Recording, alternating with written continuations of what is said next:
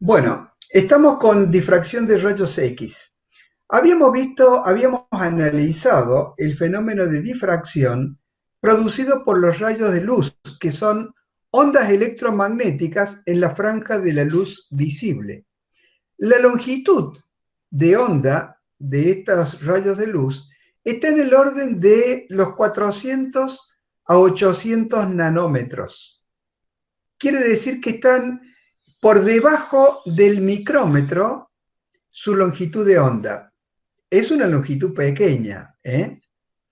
Pero existen, como este fenómeno se repite para todas las ondas electromagnéticas, se produce para todas las longitudes de onda, entonces este fenómeno aparece también en los rayos infrarrojos, en los ultravioletas y también se presentan en los rayos X. ¿Cuál es la diferencia notable entre los rayos X y la luz visible que nosotros hemos estudiado? Eh, la luz visible tiene una longitud de onda muy grande para el tamaño de los átomos, ¿eh? El tamaño de los átomos está en aproximadamente 0,1 nanómetro. Eh, Contra 500 nanómetros de la longitud de onda visible, entonces nos damos cuenta que es una longitud muy grande. Eso, entre otras cosas, nos dice que jamás veríamos un átomo iluminado, ya que el átomo es mucho más chico que la longitud de onda que nuestros ojos pueden ver. Pero si nosotros aumentamos la frecuencia de estas ondas electromagnéticas, o sea, disminuimos la longitud de onda, cuando llegamos a la zona de los rayos X, la longitud de onda de los rayos X está en el orden de las distancias interatómicas. El hecho de que estén en el orden de las distancias interatómicas quiere decir que pueden atravesar la materia. Y de hecho, el gran mérito de Röntgen haber descubierto estos rayos, que como no conocía el origen les llamó X, está en el orden, está en el hecho de que tienen la propiedad de atravesar la materia. Son los que se usan comúnmente en las radiografías, por ejemplo. Estos fueron desarrollados por Röntgen a fines del siglo XIX. Tienen longitudes de onda de promedio 0,1 nanómetro, o sea que son longitudes de onda comparables con el tamaño de los átomos. Y acá en este primer dibujo nosotros tenemos cómo se produce el esquema. El esquema es una lámpara generadora de rayos X. En esta lámpara se produce desde el electrodo negativo, que se denomina cátodo, una emisión de un chorro de electrones hacia un ánodo que está muy positivo. O sea, el potencial de este ánodo es del orden de los miles de volts. Entonces, cuando los electrones chocan con el ánodo, chocan con una energía tan grande, que liberan fotones electromagnéticos de longitud de onda equivalente a la de los rayos X. Nosotros tomamos una placa de un material muy denso como es el plomo, que sirve para frenar estos tipos de radiaciones, y a través de un pequeño orificio dejamos que pase un pequeño haz de estos rayos X, que cuando atraviesan un cristal delgado son difractados por la red del cristal, produciendo, dispersándose rayos en diferentes direcciones en el espacio, y se pueden visualizar no en una pantalla, porque estos rayos no son visibles, pero sí en una película fotográfica.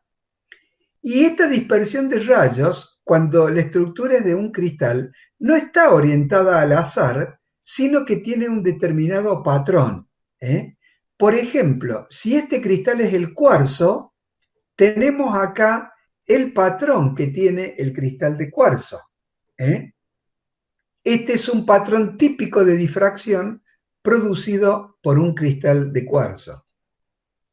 Lo que vamos a ver ahora es cómo es que, en dónde se produce este fenómeno de difracción en la red cristalina. Acá en la imagen de la derecha tenemos la disposición de la estructura cristalina de cloruro de sodio, que es la sal de mesa. La sal de mesa se puede lograr que solidifique. ¿Me están escuchando?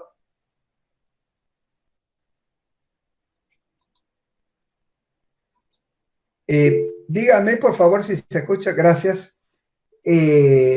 La sal de mesa, si se busca que solidifique como estructura cristalina, ¿eh? Entonces toma una conformación de este tipo, en donde, en este caso, la separación de átomos para este caso particular es 0,282 nanómetros, que es una distancia mayor que la longitud de onda esta de referencia de 0,1 nanómetro. Ojo que los rayos X no tienen una sola longitud de onda, sino que tienen un amplio espectro de longitudes de onda. ¿Mm? Bueno,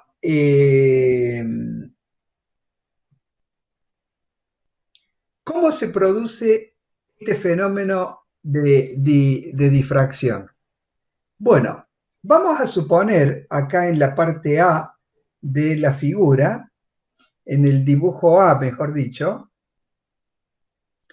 que estos puntitos negros que hay aquí son los diferentes átomos de la red cristalina. Como los átomos son más grandes, que tienen mayor tamaño que la longitud de los rayos X, tienen la propiedad de reflejar estos rayos X. ¿Eh? Entonces, en las diferentes capas por donde ingresan los rayos X, algunos de ellos son reflejados por estos átomos siguiendo las leyes de la reflexión. ¿Eh? Y para los rayos que vienen y pegan en el segundo nivel, en el nivel inferior de los átomos de la red cristalina, también se produce este fenómeno de reflexión, ¿no? Nos damos cuenta que el camino que recorren estos haces de luz va a ser diferente al de los que recorren de la parte superior. ¿Eh? Entonces vamos a tener acá fenómenos de difracción. Si consideramos que conocemos la distancia entre dos átomos, ¿eh? Para analizar mejor esta diferencia de camino recorrido, podemos ver en el dibujo B ¿eh? que los rayos que vienen desde la izquierda, ¿eh? El rayo superior sigue un recorrido A por coseno de A, y el rayo de la inferior en el reflejo sigue un recorrido de A por coseno de tita R. ¿Eh? En donde acá tenemos los valores de los ángulos tita A y tita R. Entonces, el camino está relacionado con esta diferencia de recorridos y con la distancia de separación entre los átomos A. Bueno, este es un fenómeno de dispersión, de difracción, que se produce en en este tipo de materiales, ¿no? Entre las diferentes filas aparecen estos fenómenos de difracción.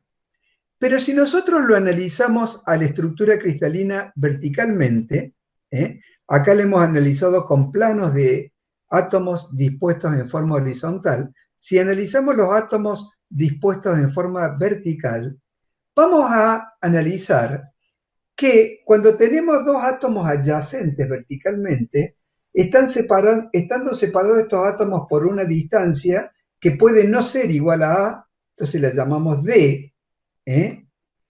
Eh, el rayo que llega al átomo superior recorre este camino dibujado en lila en el dibujo C, mientras que el que llega al átomo inferior recorre un camino más largo después de la reflexión. Esta diferencia de camino más largo está dado por D por seno de tita y D por seno de tita. Entonces, el camino recorrido por el segundo rayo, ¿no? Es 2 veces D por seno de tita más largo que este otro. Entonces, tenemos que ver si la interferencia es constructiva o destructiva. De esta manera, la interferencia vamos a tener constructiva cuando 2D por seno de tita es igual a m por lambda. Este valor para m que vale 1, 2, 3, etc., se denomina condición de Bragg para la interferencia constructiva, ¿no?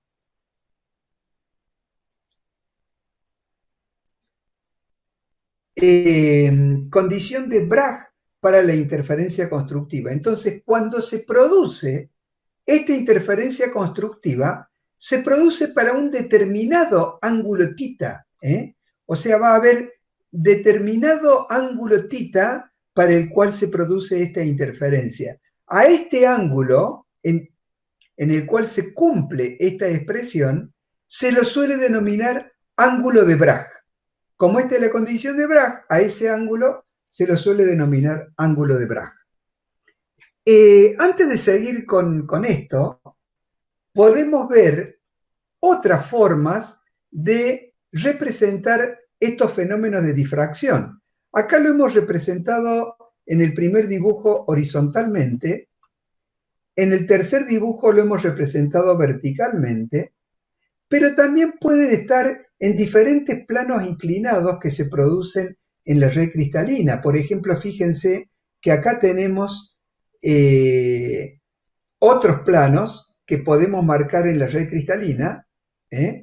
Acá tendríamos la separación entre ambos planos. Y acá tenemos otros tipos de planos también formados, siempre para la misma estructura cúbica.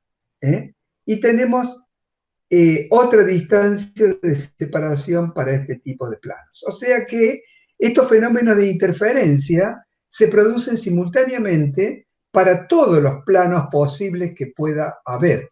Entonces es cuestión de analizar detalladamente cada plano de difracción para poder comprender cómo va a ser el patrón final de difracción.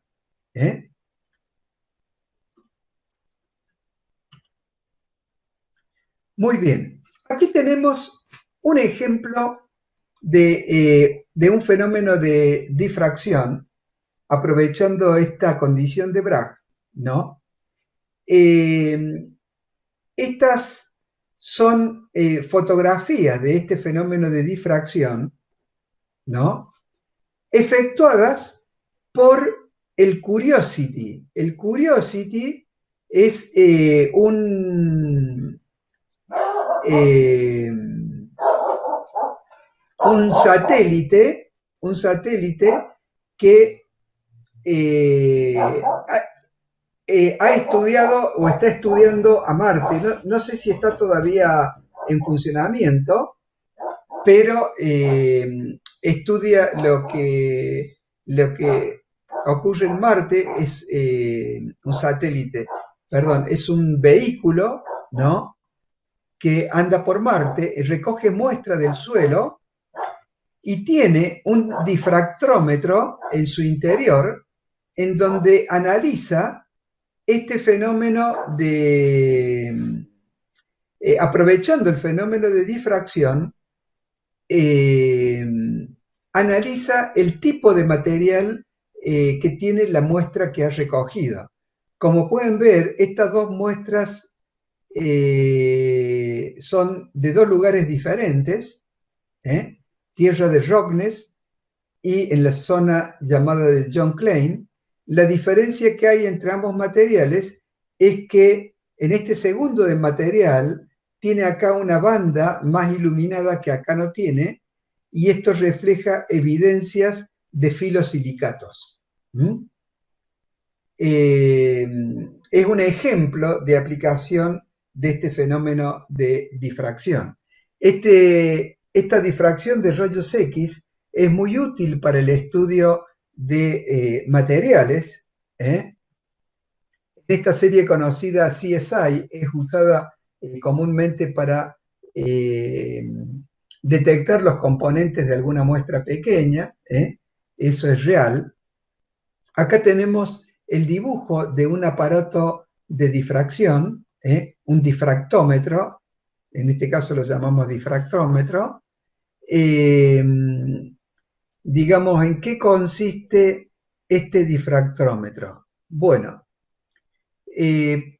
por un lado tenemos acá la lámpara generadora de rayos X, que está colocada sola en un recinto convenientemente blindado, ¿no? Para que no haya emisión nociva para el personal que trabaja con este aparato. Este recinto tiene un pequeño orificio aquí, en donde pasa un fino haz de rayos X y choca contra un soporte pequeño en donde está el material que queremos analizar, ¿no? Entonces, los rayos X que llegan al material son difractados por la estructura del material y siguen su camino en diferentes direcciones. Acá tenemos un sensor. Este sensor está colocado en un soporte giratorio y cuando gira vamos conociendo el ángulo de giro. Entonces, por ejemplo, acá en la pantalla tenemos que en este momento está a un ángulo de 20 grados ubicado, ¿no? Y mide la intensidad de la figura de difracción producida por la estructura de este cristal y representa aquí en la pantalla el valor de la intensidad. Entonces nosotros haciendo girar con controles que tiene el aparato, haciendo girar el sensor para diferentes grados, vamos buscando los picos, y después conociendo estos picos nos vamos a una tabla en donde determinamos los valores, en donde buscamos los valores de esos picos y vemos con qué tipo de sustancia coincide. O sea, nosotros debemos tener las características de difracción de las diferentes sustancias, ¿no? Acá el ángulo este especificado como tita, ¿no? En este dibujo, este ángulo es el ángulo que cumple la condición de Bragg, colocado acá, o sea, sería el ángulo de Bragg. El ángulo de Bragg. Y por razones trigonométricas, en la reflexión se produce a un ángulo que es el doble de este otro ángulo. ¿Se dan cuenta? Esto es fácil explicarlo geométricamente. Entonces, es por eso que este aparato se denomina de doble ángulo de Bragg, porque aquí está especificado cómo se produce este fenómeno, cómo se mide el doble ángulo de Bragg. Lo que está midiendo cuando mide el máximo lo que puede medir este aparato es medir estos 20 grados, que es el doble ángulo de Bragg. Bueno, espero que se haya entendido, es fácil esto, ¿eh? Ahí tenemos una imagen más detallada del aparato.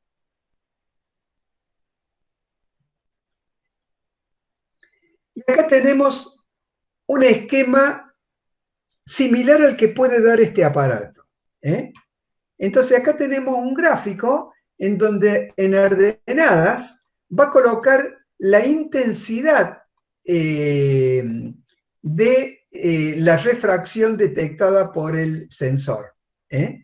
Y acá en ordenadas está graduada en grados hexagesimales, que representan el doble ángulo de Bragg, ¿eh?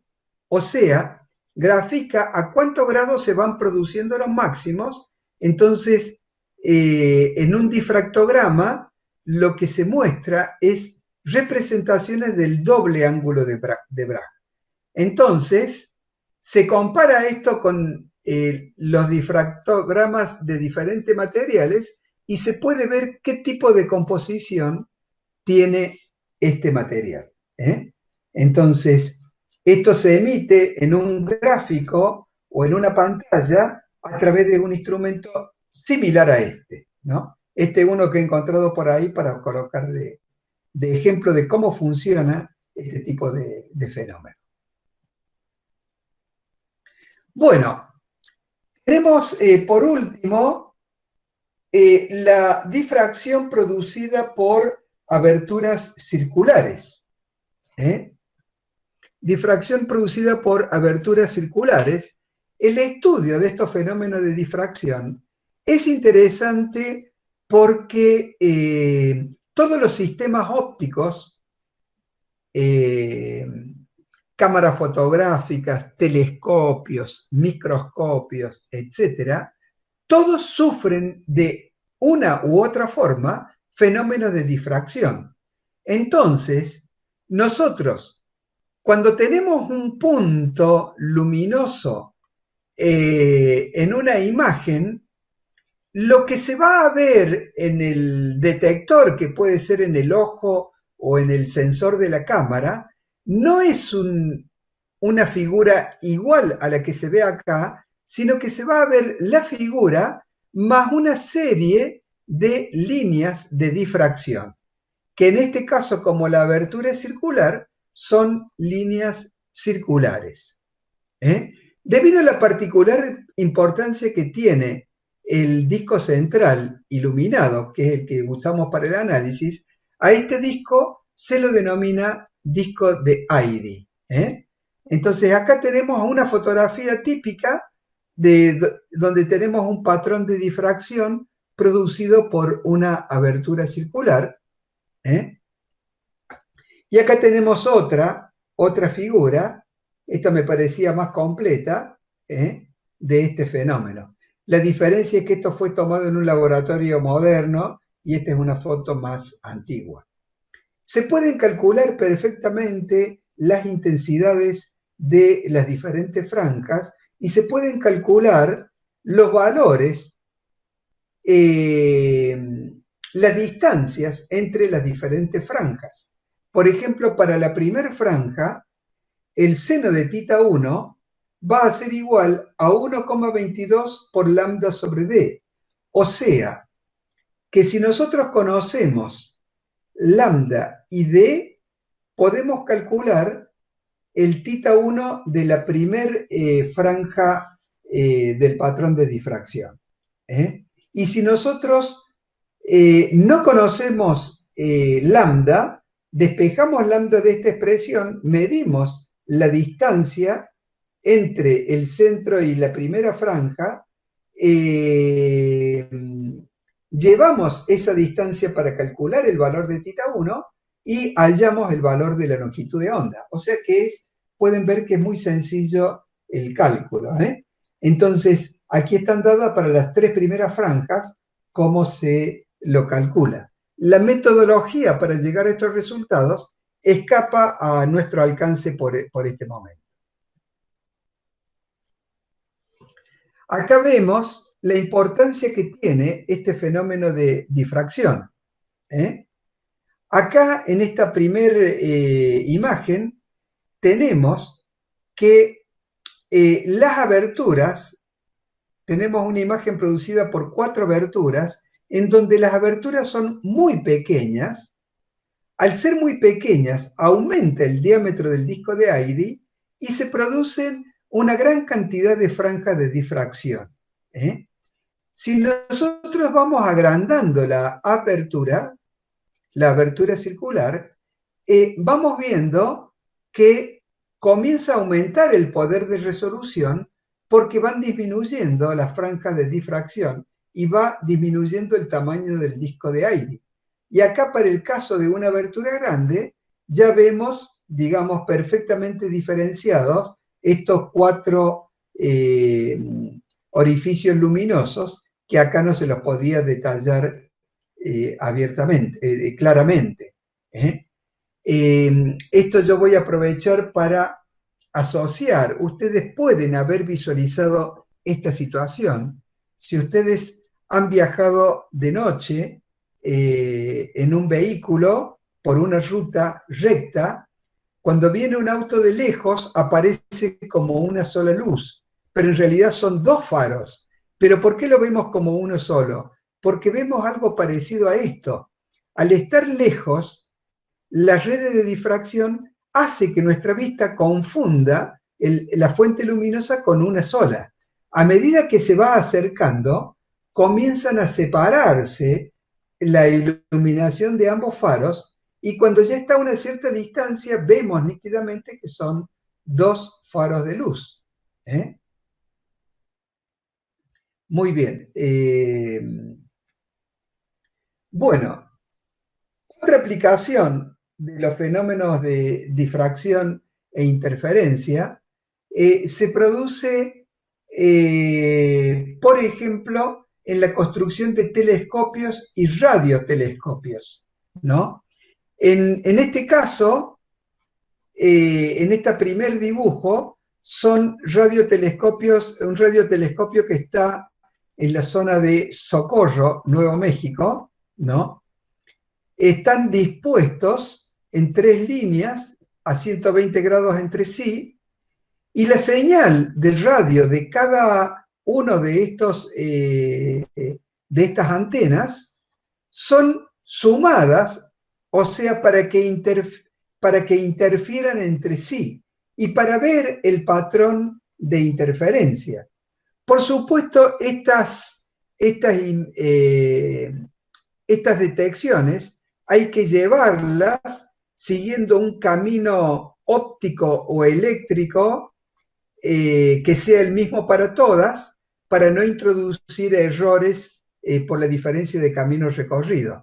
Entonces, de esta manera, el funcionamiento de estos 24 radiotelescopios, o sea, de estas 24 antenas de gran sensibilidad, hacen de que equivale a un telescopio de 36 kilómetros de diámetro. O sea, porque trabaja con el fenómeno de interferencia, de interferencia entre los diferentes elementos. En interferencia nosotros habíamos analizado de 2 con la interferencia de Young, pero cuando es un número finito de elementos, se lo trabaja como interferencia en algunos casos o como difracción en otros casos. Pueden entrar en uno o en otro análisis. Muy bien.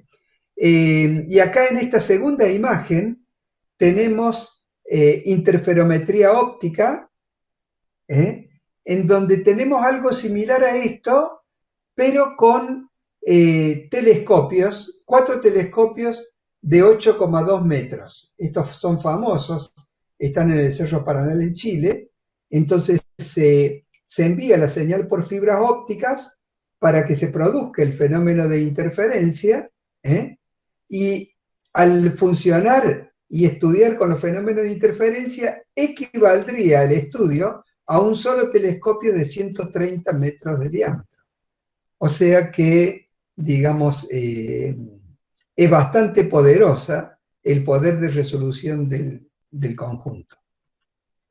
Bueno, con esto terminamos lo que es difracción. Entonces nos tomamos 3 minutos mientras yo voy preparando lo de óptica.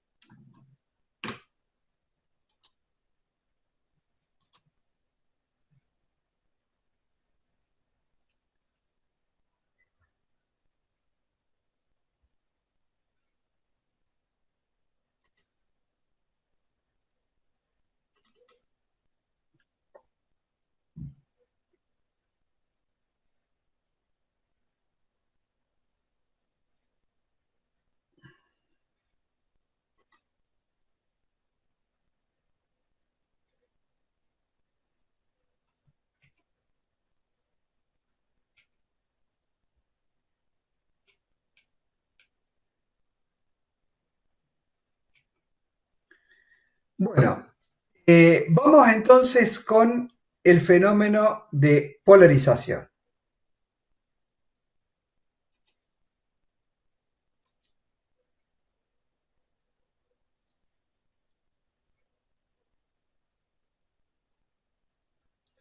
¿En qué consiste el fenómeno de polarización? La polarización,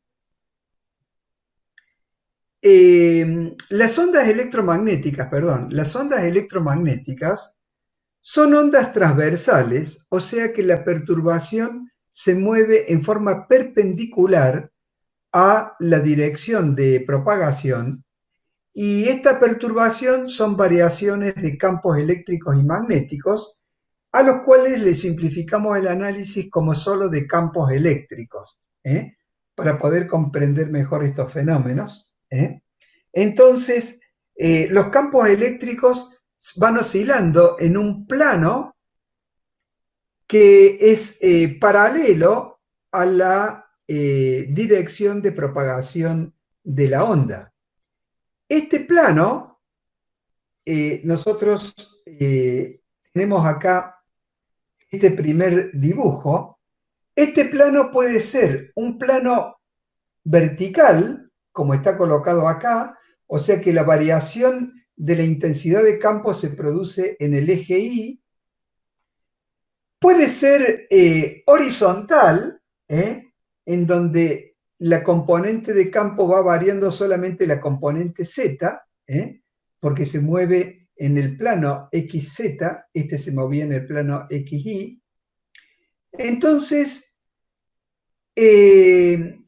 tenemos dos ondas que al moverse siempre en el mismo plano, decimos que están polarizadas. ¿Por qué?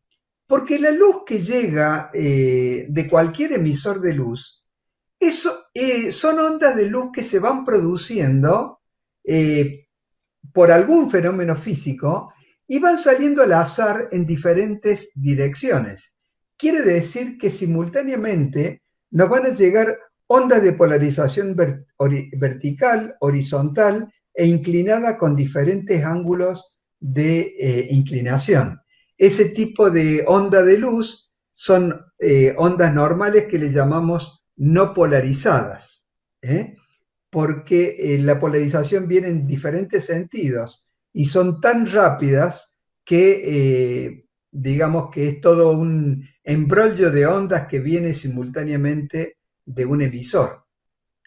Ahora, si nosotros pudiéramos hacer pasar este frente de ondas que está polarizado en todas direcciones, o sea, que no está polarizado porque está vibrando en todas direcciones el campo eléctrico, lo hacemos pasar por una barrera, una barrera metálica, por la barrera metálica no pasa el campo eléctrico, con una ranura muy, muy delgada.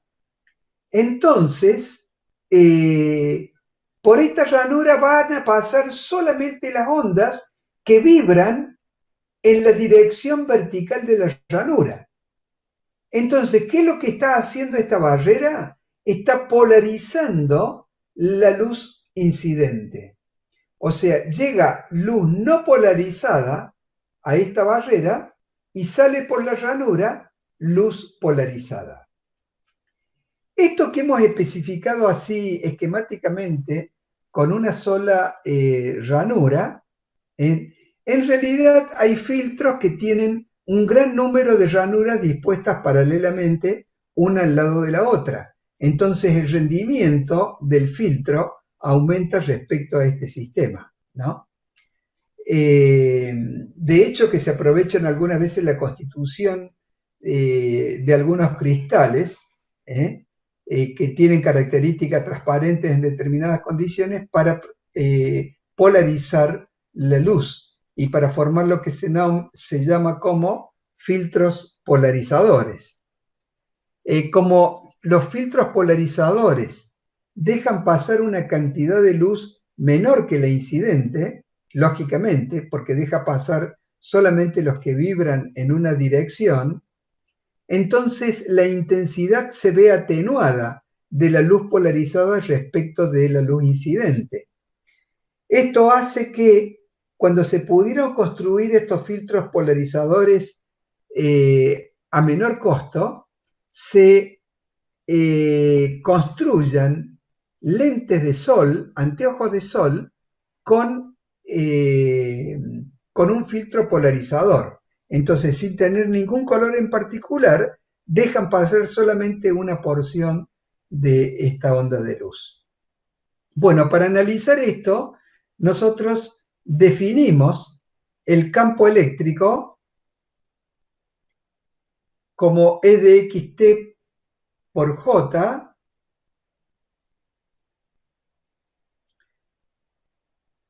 por E máximo coseno de kx menos omega t. Entonces, fíjense que esta función campo eléctrico es una función de x. X es la dirección de propagación. O sea, a medida que va cambiando la dirección de propagación, va variando el valor de la intensidad de campo. Pero esta intensidad de campo está hecha solamente en el eje Y, por eso acá está multiplicado por el versor J. Pero la función de variación es referida a X. Lo mismo acontece con el campo magnético B, en donde al ser perpendicular al campo eléctrico, queda acá multiplicado por el versor K, que es paralelo al eje Z. Entonces, esta sería, por ejemplo, la expresión de una onda electromagnética que se desplaza a lo largo del eje X.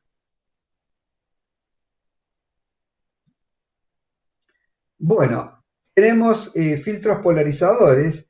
Esta otra imagen es un ejemplo. Acá tenemos unas antenas de transmisión de radiofrecuencia en la zona de microondas.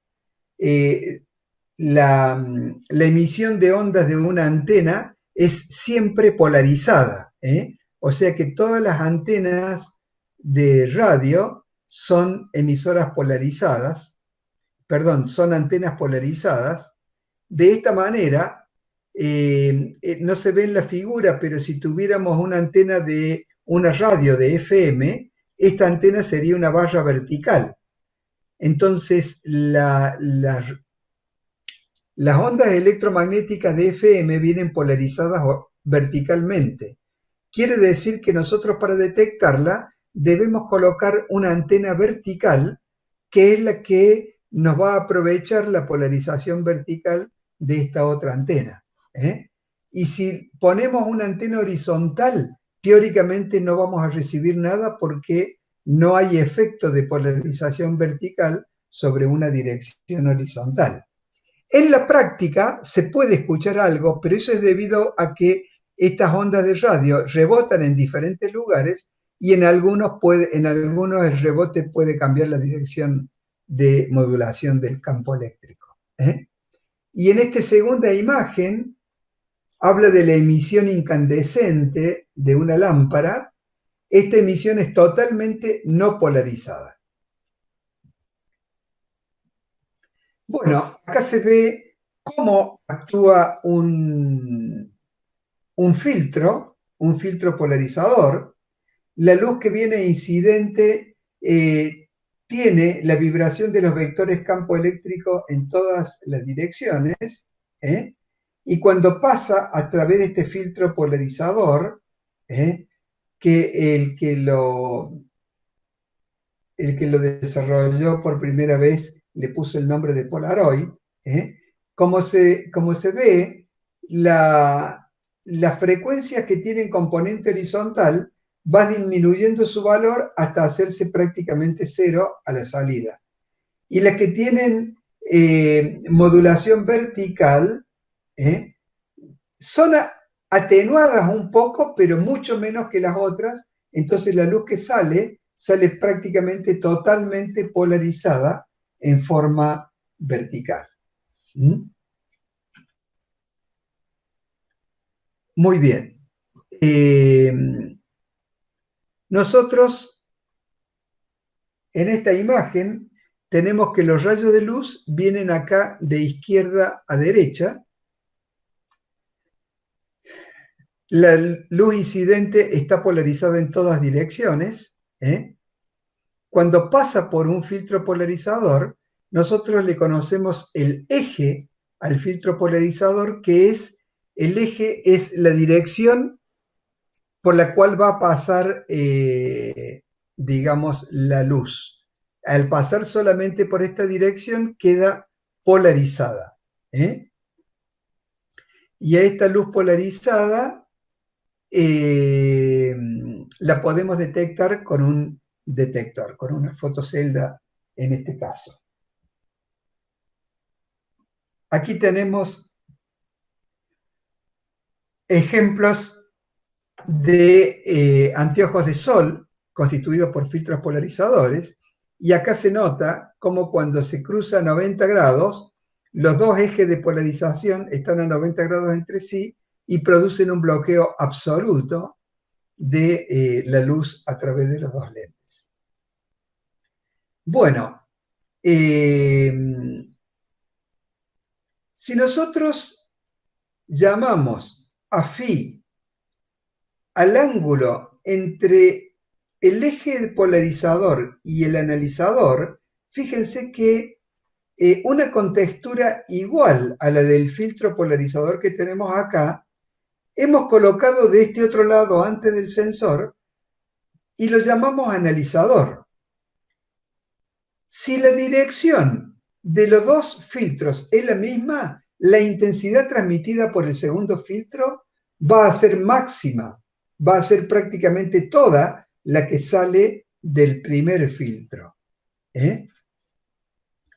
Pero si lo giramos para que el eje polarizador del analizador tenga un ángulo phi con el eje polarizador del filtro, vamos a tener que este ángulo, esta diferencia de ángulos entre los dos ejes, lo llamamos phi. ¿Qué va a pasar? Cuando la luz pasa por el filtro polarizador, el campo eléctrico va a quedar vibrando en esta dirección. O sea, en este punto, el campo eléctrico tiene un fasor vertical, inclinado, como aparece acá. Pero como en el analizador el eje está a un ángulo phi, solamente va a pasar de este campo la componente vertical de este campo eléctrico. Entonces va a pasar una onda con una intensidad menor a la que pasó por el polarizador, y es una intensidad menor debido a la existencia de este ángulo phi. Fíjense que cuando la diferencia entre estos dos ángulos es de 90 grados, la intensidad de la luz que va a pasar va a ser nula. Como esta intensidad es proporcional al cuadrado del campo eléctrico, por lo que habíamos visto la semana pasada, entonces aparece que la intensidad que sale a través del filtro va a ser la intensidad máxima, perdón, a través del analizador, va a ser la intensidad máxima multiplicado por el coseno cuadrado, porque venía de campo cuadrado, por el coseno cuadrado de phi. Entonces, cuando el ángulo phi vale 0, o sea, son los dos paralelos entre sí, la intensidad va a ser la intensidad máxima. Cuando el ángulo phi vale pi sobre 2, coseno de pi sobre 2 es 0, la intensidad va a ser nula, que es a 90 grados, cuando el analizador tendría una dirección perpendicular a la otra. Entonces, esta ley de variación de intensidades se conoce con el nombre de ley de Malus. Acá vemos algunos mecanismos de polarización. En este caso, tenemos la polarización, se puede producir por reflexión. Si nosotros tenemos una superficie reflectante, sabemos que la luz incidente va a ser refractada y reflectada. Refractada y reflejada. Tenemos los ángulos de incidencia, el ángulo de refracción, el ángulo reflejado. Va a haber un ángulo de incidencia para el cual la luz no polarizada que viene, que es incidente, cuando se refleja, sale polarizada. Y el resto de la luz no polarizada y parte de la polarizada van a ser refractadas. Entonces, cuando uno mira con ese ángulo específico, va a ver en un reflejo la luz polarizada. Quiere decir que cuando uno, por ejemplo, está caminando por la calle y pasa por un negocio, este negocio tiene una vidriera y en la vidriera se refleja parte de lo que ocurre en la calle por un fenómeno de reflexión. Pero esa imagen reflejada está polarizada o al 100% o parcialmente de acuerdo al valor de este ángulo. Quiere decir de que si nosotros queremos tomar una fotografía a lo que está en el interior de la vidriera, lo que tenemos que hacer es colocar un filtro polarizador que impida el paso de este eje de polarización. Entonces lo ponemos normal a este eje y como por arte de magia, a través de la cámara, desaparece el brillo en el vidrio, la reflexión en el vidrio, y aparece la imagen del interior. Como acá se cumple la ley de Snell, aplicamos la expresión de la ley de Snell y obtenemos que para el ángulo que se produce la polarización, vamos a tener que la tangente de este ángulo es el cociente entre los dos índices de refracción. En este caso, si es el aire, el vidrio y el aire, al tomar uno como aire, esto va a ser igual al índice de refracción. O sea que podemos calcular rápidamente, tomando el índice de refracción del cristal que queremos ver y sacándole el arco tangente, calculamos el ángulo de refracción. Muy bien, en este otro dibujo tenemos que acá la luz incidente tiene dos componentes. Una componente vertical y una componente horizontal, una componente paralela a un plano vertical y una componente horizontal. Entonces, cuando es reflejada con el ángulo dado por Brewster, lo llamamos ángulo de Brewster, la luz reflejada va a tener solamente componentes horizontales. Y el resto ingresa y es reflectado en el cristal. Muy bien. Vamos a polarización circular y elíptica. Esto normalmente yo hago dibujos en el pizarrón que no puedo hacerlos ahora acá, pero básicamente podemos decir que si nosotros tenemos una luz polarizada,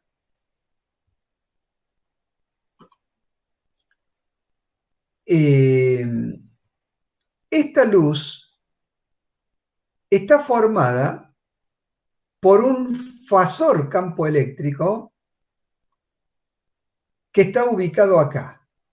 En este momento, para t igual a 0, está ubicado verticalmente.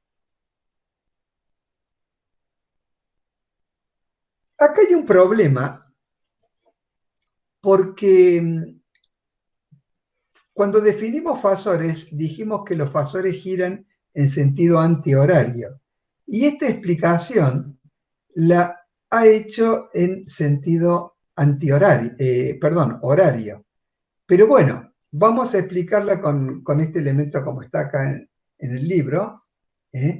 Al cabo de un cierto tiempo t, el fasor ha girado un cierto ángulo, que podemos ver que es 45 grados, entonces aparecen componentes en I y en Z. Luego ha girado 90 grados, tiene componente en Z.